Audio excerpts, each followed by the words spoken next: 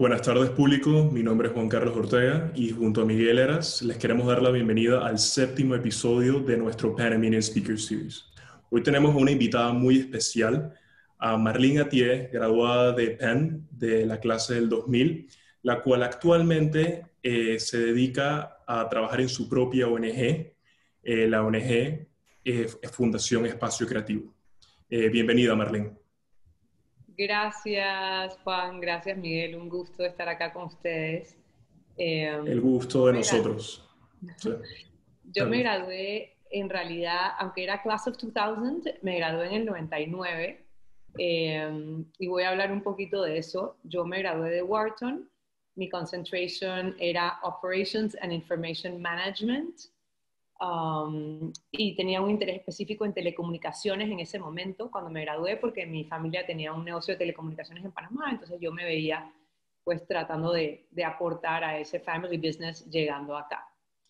No sé si quieres que hable un poquito de una vez sobre mi experiencia en general en UPenn. Sí, nos gustaría que nos contaras un poco acerca de, brevemente, cuáles eran tus intereses, pasiones yendo hacia Penn, cómo fue tu experiencia general y las experiencias de aprendizaje que tuviste cuando estuviste en la universidad y que te sirvieron definitivamente luego de graduarte. Ok, yo llegué a Wharton with a lot to prove. Yo creo que siendo la hermana chiquita, yo soy la cuarta de mi familia y mis tres hermanos mayores ya habían ido a Penn, ya sea a Engineering o a Wharton, como que yo era como que yo tengo mucho que demostrar. Y creo que escogí Wharton por eso también, ¿no? Como que to prove to myself y a mi familia de que yo también era como de ese tono competitivo y demás.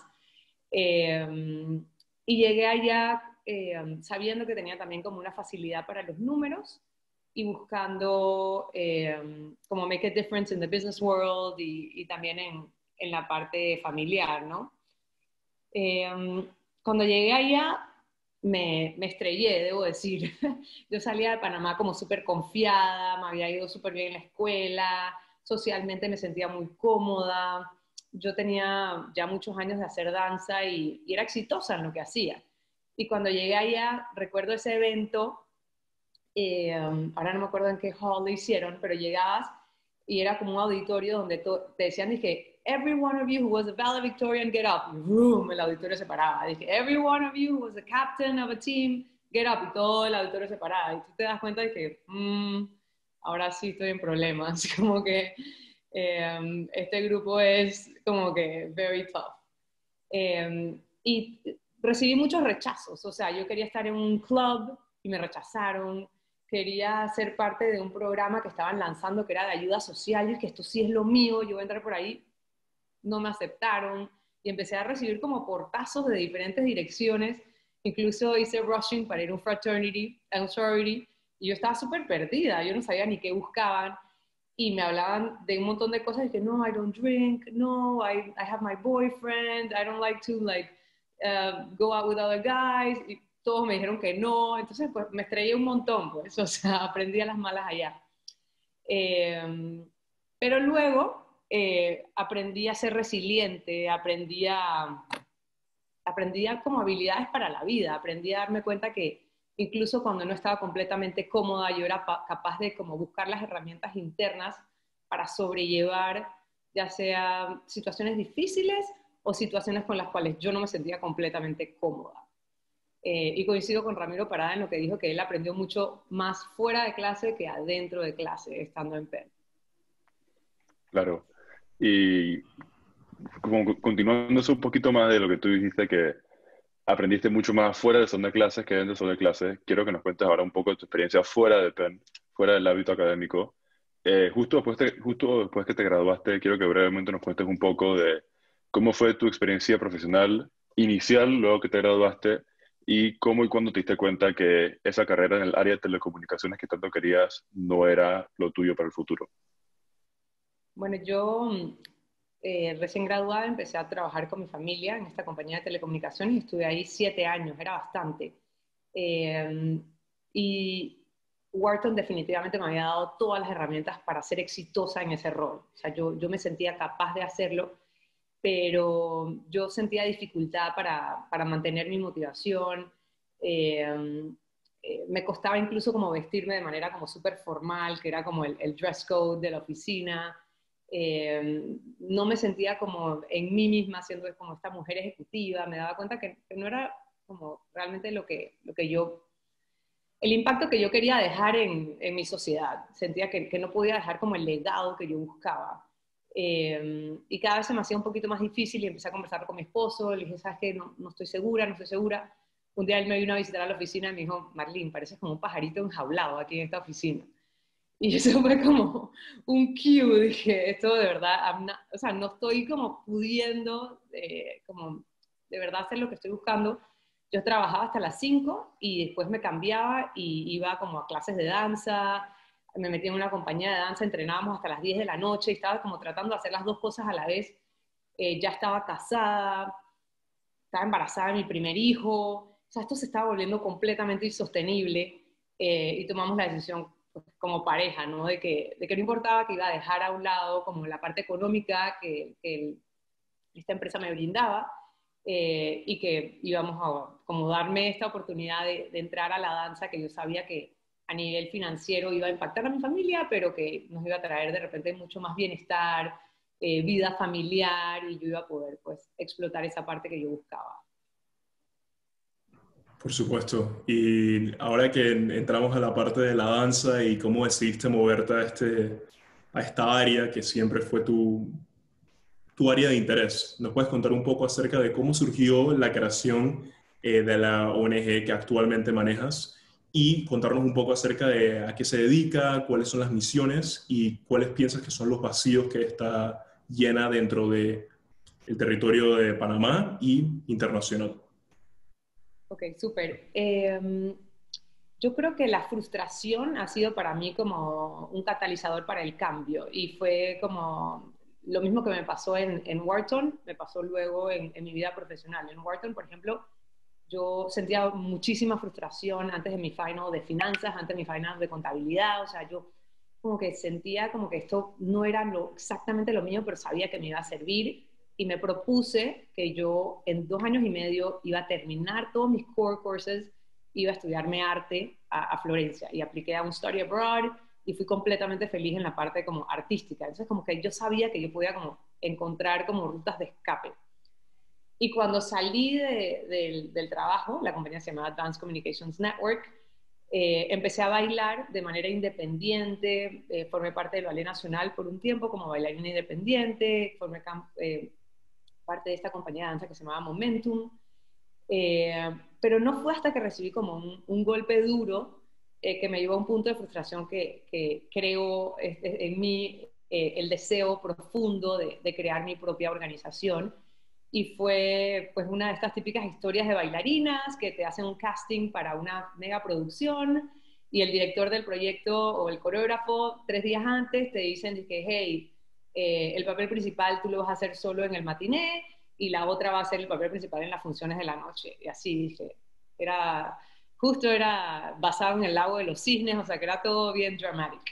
Eh, y bueno, sufrí mucho, me sentí como golpeada, como que no puede ser que estas de las, había muy pocas oportunidades de participar como bailarina de danza contemporánea, incluso como bailarina de danza clásica, y yo dije, bueno, yo creo que aquí hay campo para crear nuevas organizaciones, aquí hay campo como para hacer algo nuevo y si yo me siento tan frustrada con esta limitación, yo puedo hacer algo al respecto. Entonces me determiné que yo iba a crear una organización que le daba oportunidades a artistas independientes para ejercer y desarrollarse en Panamá. Entonces ahí empecé. Conversé con Analía Galindo, que es un súper referente en el mundo de la danza en Panamá, y le comenté, hey Ana, vamos a hacer algo en conjunto, y ella me dijo, vamos. Y ha sido un partnership súper exitoso. Nuestro primer proyecto fue una producción de danza que tuvo un alcance de arriba de 30.000 espectadores, lo producimos y lo estrenamos en Panamá, incluso antes del estreno ya estábamos contratados para ir a Costa Rica, después nos contrataron para ir a Guatemala, nos fuimos a Miami, nos fuimos a México y la cosa como que empezó a crecer y eso le dio mucha fuerza a la fundación que yo había creado. que había empezado como con una frustración personal, pero luego ya empezó a ser como una fundación más establecida, más reconocida. Qué bueno. Y muy interesante cómo pudo lograr eso, crear la ONG. Y queremos que nos cuentes un poquito más de eso. Eso fue un principio, ¿verdad? Quiero que nos cuentes un poquito más de dónde están hoy en día, el impacto y los logros que ha podido tener con la organización y cómo la ha visto evolucionar desde esos días que empezó aquí en Panamá y se fue a Costa Rica y a otros países. Y un poquito, bueno, de ese desarrollo que ha tenido. Súper. Como les contaba, la organización empezó creando oportunidades para artistas profesionales independientes. Pero yo a nivel personal también ya llevaba unos cuantos años siendo maestra de un programa que se llamaba Enlaces, se llama Enlaces, que Analida había fundado desde el 2010. Y ese programa, yo cuando llegué la primera vez, le dije a Analia, quiero involucrarme en lo que estás haciendo. Ella le estaba enseñando danza a jóvenes vulnerables. Tenían la organización basada en Casco Viejo y llegaban estudiantes de Chorrillo, Barraza, Santana a tomar clases, incluso San Felipe, a tomar clases de danza allí. Y cuando yo llegué, la primera vez me senté y vi a Analia enseñar y vi a estos chicos como que conectados con la danza y viendo cómo eso podía ser una herramienta transformadora, yo inmediatamente como que me sentí conmovida y dije, wow, esto sí puede ser como algo que yo puedo hacer mi misión de vida. O sea, no es solamente la danza, sino la danza conectada con impacto social, con transformación social. No sé si vieron la película Le Choriste, pero hay muchas películas o Freedom Writers, o sea, hay maestras que realmente cambian sociedades y cambian barrios gracias a su intervención y yo sentí como potencial para lograr eso. Así que una vez que ya teníamos la ONG establecida, unos años después migramos el programa Enlaces, que era este programa de intervención social a través de la danza, a nuestra propia fundación. O sea que a partir del 2016 ya la fundación albergaba, además de este programa con artistas profesionales, albergaba este programa Enlaces, que bueno, hoy cumple ya 10 años de existir y tiene un impacto social. A ver, te puedo dar ejemplos. Por ejemplo, nosotros atendemos a más de 450 jóvenes anualmente. Tenemos estudiantes que se han ganado becas de estudios a nivel internacional. Tenemos un estudiante que se graduó en nuestro programa, está estudiando en Holanda. Tenemos estudiantes que han viajado a Nueva York con becas. Tenemos estudiantes que han bajado a Costa Rica. O sea, les ha dado oportunidades de vida y nuevas rutas de éxito a jóvenes que ni siquiera sabían que tenían este talento, ni que era posible a través de la danza llegar a estos niveles. Por supuesto, y súper impresionante y mil felicidades por todos esos logros. Sé que definitivamente no es fácil y eso es lo que queremos hablar ahora en la siguiente pregunta. Entrando un poquito más de lo que hablamos los World Nights, como dicen, ¿nos puedes contar un poco sobre cuando estabas haciendo la ONG y a lo largo del planeamiento de esta, cómo fue el tipo de business plan que tenías para ella? Porque escuchamos mucho acerca de los business plans y de organizar negocios que son para, o sea, for-profit businesses. En el caso de una ONG, ¿en qué se diferencia el planeamiento y cuáles son algunos retos que tienes al hacer una ONG que piensas que no se tienen en negocios comunes y corrientes? Ok. Inicio con algo anecdótico y es que nosotros mientras estábamos, Enlaces era parte de Fundación Calicanto, antes de que entrara a nuestra propia fundación. Analía sí tenía como un rol administrativo y de liderazgo, yo solamente era maestra de danza, y cuando tuvimos que migrar a Fundación Espacio Creativo, en realidad fue a partir de una llamada: Marlene, vamos a migrar, tú estás in, sí, Analía, yo estoy in, vamos a hacerlo. Y confieso que no había un plan claro de cómo lo íbamos a hacer. Pero algo básico era que nosotros confiábamos en nuestra capacidad de ejecución, en nuestro business sense y en nuestro network, ¿no? Nuestro family and friends, que es como muy similar a un business, ¿no? Como que a los primeros que tú vas a ir a pedirle capital es tu friends and family en esa primera ronda de recolección de capital, y fue igual acá. O sea, pedimos donaciones a friends and family para arrancar y fuimos como descifrando cosas en el camino. No se lo recomiendo a nadie, ¿no? O sea, no creo que es la manera en que se debieron hacer las cosas, pero estuvimos en la necesidad de hacerlo así. Eh, y a diferencia de un business como tal, tú tienes tu revenue stream por lo menos definido. Tú dices, bueno, ok, yo tengo este producto, lo voy a vender a tanto, yo estimo que va a hacer tantas ventas, entonces con eso voy a sacar tanto y con esto voy a hacer lo otro. Aquí es completamente distinto, el revenue stream es cero. O sea, aquí, o sea, la propuesta era, vamos a ofrecer todos nuestros servicios de manera gratuita, vamos a contratar a personal para que podamos dar un buen servicio, vamos a contratar a psicólogos, vamos a contratar a un director de programa, vamos a contratar a una administradora y no tenemos fondos. O sea, no tenemos ninguna manera o sea, de recibir income y no nos parece que nuestros beneficiarios deberían pagar por esto porque no están en la capacidad de hacerlo. Entonces, los donantes van a pagar no por un producto, sino por la posibilidad de hacer un impacto social. Y vender esa idea y tenerla clara, y entonces empezar a desarrollar grants y ver quiénes tienen esos valores en su esquema de responsabilidad social empresarial, empiezan a ser como tus inversionistas, ¿no? Las empresas que tengan ese tipo de motivación, entonces empiezan a ser tus aliados, pero reconozco que en Panamá no hay incentivos fiscales, es algo que mencionó Gina anteriormente, para las artes, o sea que hay pocas empresas que tienen definida la cultura como su área de impacto social.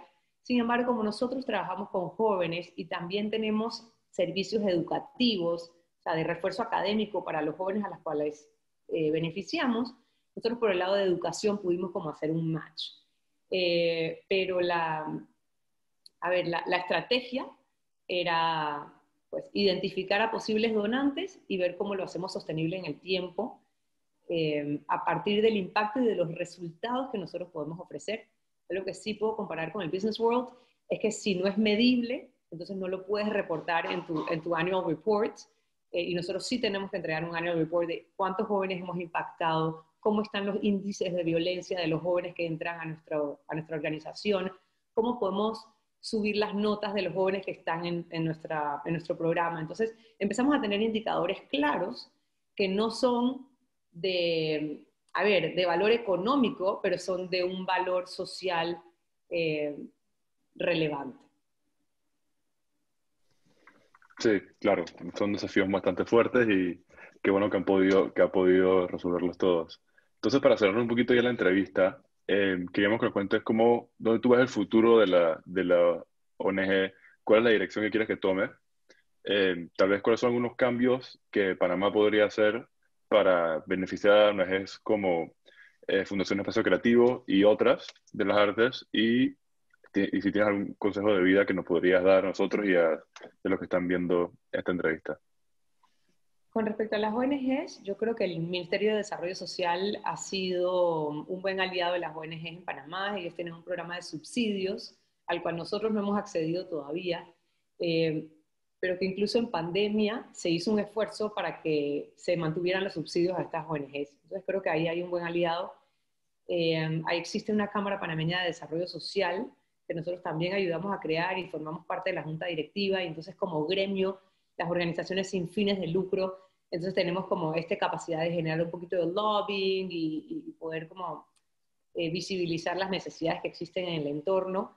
Algo que no queda muy claro para los donantes a veces es la necesidad de recursos humanos en la organización. El donante siempre quiere que el dinero que él aporte va directamente al beneficiario, no quiere sentir que lo está pagando en overhead, pero algo de lo que nosotros tratamos de decir siempre es que es necesario que tengas personal para que las cosas marchen.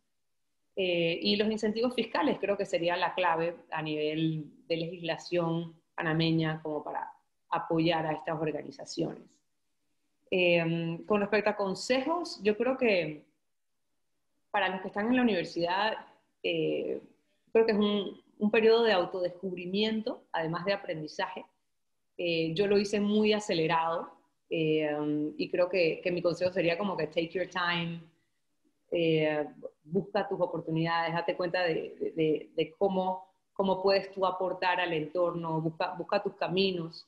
Yo me sentía como que quiero terminar para poder hacerme lo que yo en verdad quiero hacer, y creo que en ese sentido me equivoqué, porque no logré visionar o envisionar que a futuro todas estas herramientas me iban a ayudar, incluso para el desarrollo artístico que yo quise tener para establecer una ONG. Era fundamental tener una base de negocios y tener la capacidad de demostrar estados financieros, de ser responsables ante organizaciones internacionales como UNICEF, como el Banco Interamericano de Desarrollo, como la Secretaría Nacional de Ciencia y Tecnología, que han confiado en nuestra ONG por la claridad que hay en el manejo de los fondos. Y eso es algo que Wharton me dio y que yo no había realizado en ese momento, que era tan valioso.